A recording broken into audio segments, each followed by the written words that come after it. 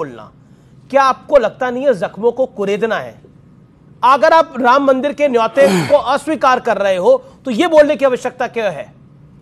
नहीं, अगर चर्चा में मैं इसका जिक्र करता गोली का तो हम दोषी थे। ये तो आप कुरेद रहे हो बार बार।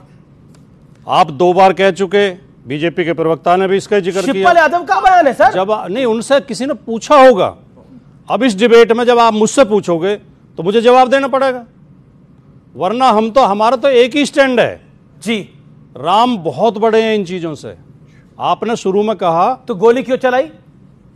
अब वही तो बात आ गई। आप गोली से आगे ही नहीं बढ़ना चाहते, आप गोली पे ही केंद्रित करना। फिर हमसे कहते हो गोली का जिक्र बार बार क्यों करते हो? गोली को जस्टिफाई कर रहे हो सर।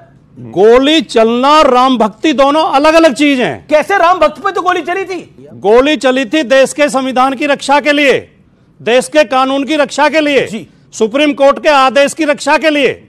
और यह किसी भी सरकार का दायित्व बनता है, वो संविधान की शपथ लेती है।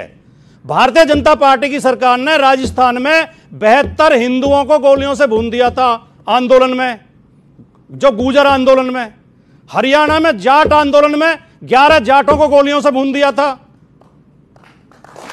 आप जो हमारे विरोधी हैं, चाहे वो राजनीतिक पार्टियों में और चाहे मीडिया में है, वो बार बार कहते हैं सरयू का पानी लाल हो गया था, सरयू का पानी लाल हो गया था। इतना बढ़ा चढ़ा के पेश करते हैं और हमें खलनायक की तरह पेश करते हैं। पहली बात, मुख्यमंत्री, कभी कोई मुख्यमंत्री गोली चलाने का आदेश नहीं देता है। संविधान में उसका यह अधिकार ही नहीं है। गोली चलाने का आदेश मौके पर मजिस्ट्रेट और पुलिस कप्तान देते हैं। बिल्कुल सही। पहली बात। दूसरी बात, जी जी जी, 14 लोगों की मौत हुई थी अयोध्या में, 2 लोगों की बाद में अस्पताल में हो गई थी। 16 के अलावा 17वां नाम आज तक कोई नहीं दे पाया। झूठ आप कितना ही बोलो, लेकिन दुर्भाग्य क्या है, जो अपराध कर रहे थे, जो कानून तोड़ रहे थे, उन्हें तो महिमा मंडित किया जाता है, और जो कानून की रक्षा के लिए खड़े थे उनको खलनायक बताया जाता है।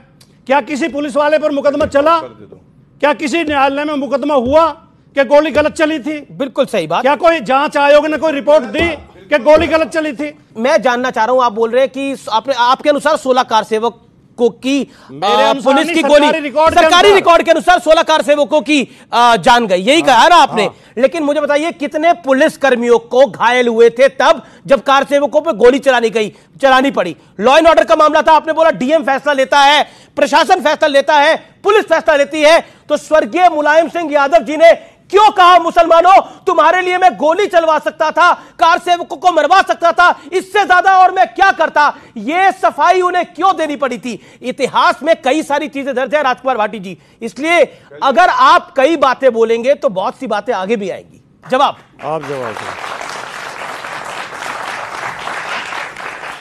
आईएएस और आईपीएस राज्य के नौकर होते हैं, राज्य के कर्मचारी होते हैं जी।